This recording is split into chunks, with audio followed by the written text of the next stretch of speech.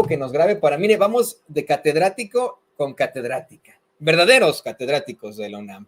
Vamos ahora con la queridísima periodista Nancy Flores, catedrática de la UNAM, por supuesto, y quien hoy nos va a presentar una gran investigación que tienen ahí en Contralínea. Primero te saludo con mucho gusto, querida y admirada Nancy, ¿cómo te va?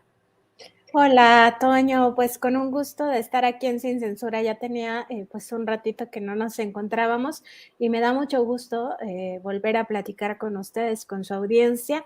Y sí, fíjate que hemos dado seguimiento a estos archivos que tuvimos acceso en Contralínea por medio de la Ley de Transparencia, que se refieren a un tipo de gastos que en realidad podría constituir un desvío de recursos. Y esto te lo comento porque lo que encontramos en este archivo son acuerdos de administración de fondos que se toman desde la Secretaría de Hacienda y Crédito Público, concretamente desde el área conocida como Subsecretaría de Egresos, y que pues no se apegan a los criterios establecidos por la Cámara de Diputados cada año. Hay que recordar que en México el presupuesto público, el presupuesto de egresos de la Federación, pues primero lo propone en un proyecto el Poder Ejecutivo Federal, y le pregunta a todas las instancias, a todas las dependencias, entidades de gobierno, también organismos paraestatales, organismos autónomos, y se presenta este proyecto de presupuesto, pero quien autoriza no solo la cantidad, sino el destino, es la Cámara de Diputados, y para eso pues se tienen que poner de acuerdo todas las fuerzas políticas. Entonces se supone que el dinero público va etiquetado.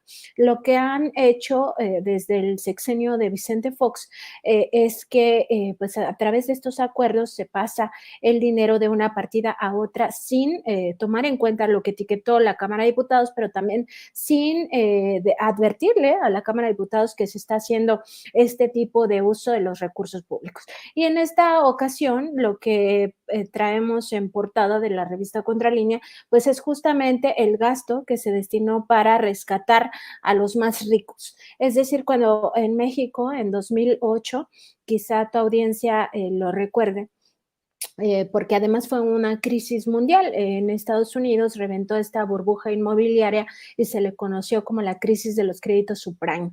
Y esta crisis se extendió muy rápido a los mercados del mundo y en México pues no fue la excepción. De hecho, hay que recordar a Agustín Carstens, quien era entonces secretario de Hacienda, decir que si a Estados Unidos le daba gripe, a México le daba neumonía. Y pues eso pasó con nuestro país, le dio neumonía y lo que hizo Felipe Calderón pues fue rescatar a los que más dinero tienen en vez de ver por las personas más pobres. Y Perdón que te interrumpa con esto, sí. ¿Quieres decir que es un segundo Fobaproa? Esta situación es otro Fobaproa, no con Cedillo, sino con Felipe Calderón.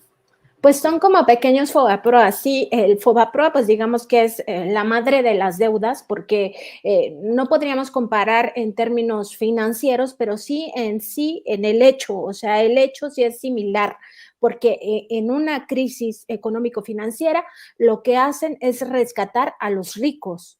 Y eso sí es lo que pasó con este caso.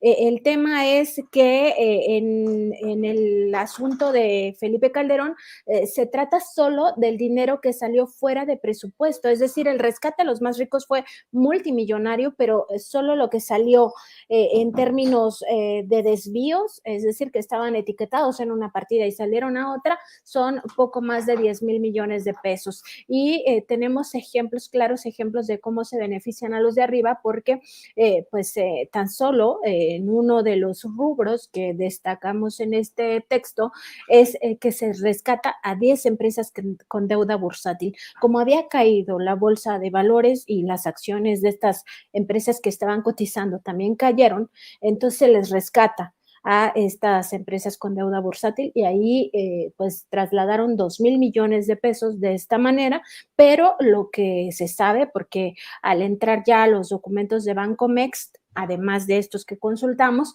pues en total en ese solo rescate de deuda bursátil se gastaron 15,000 millones de pesos. Entonces aquí nada más estamos hablando de una fracción de todo lo que se gastaron para rescatar a los más ricos. Y pues sí, yo creo que es similar el hecho porque aprovechan una crisis primero de los créditos subprime y después también hay que recordar que se profundizó en México la recesión porque vino la supuesta epidemia epidemia de H1N1, que por supuesto no se compara a los niveles de crisis económico-financiera que se generaron con la COVID-19. Y si pues comparamos un periodo y otro, pues ahora en México vivimos no solo la crisis de COVID-19, sino además la crisis provocada por la guerra entre Rusia y Ucrania, nos damos cuenta que ese modelo de rescatar a los ricos solo era una forma de engañarnos de que así es como la economía se reactivaba, porque en todo el sexenio de Calderón la economía no se reactivó, pero más grave aún es que se nos decía que no se podían dar pensiones a los adultos mayores, que no se podían dar becas a los niños, a las niñas, es más, ni siquiera, según ellos en su modelo, se podía rescatar al sistema sanitario o al sistema educativo, sino más bien optaban por la privatización al mismo tiempo que daban dinero a los más ricos. Y esto, pues ya si lo comparamos aún con otros datos a los que tenemos acceso ahora, pues vamos a ver que a los más ricos no solo fue la única vía darle este tipo de subsidios, sino también